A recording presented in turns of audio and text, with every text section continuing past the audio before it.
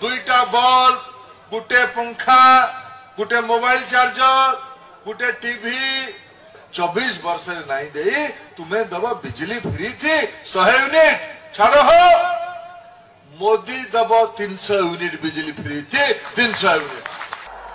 और मोदी की गारंटी है मुफ्त बिजली देने की,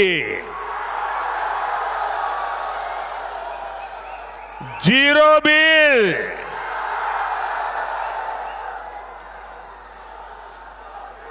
और घर में मुफ्त बिजली तो आएगी, लेकिन ज्यादा बिजली पैदा होने पर बेच करके कमाई भी होगी।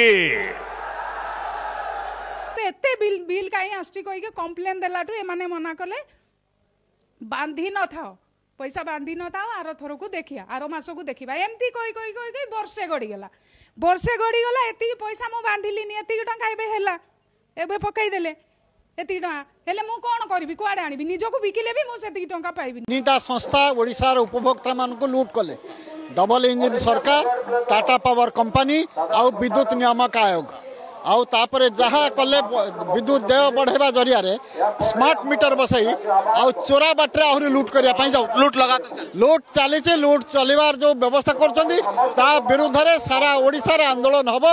आज आंदोलन मैडम सारा ओडिसा रे आंदोलन हबो इंपैक्ट कोन पड़िबो प्रभाव कोन पड़िबो?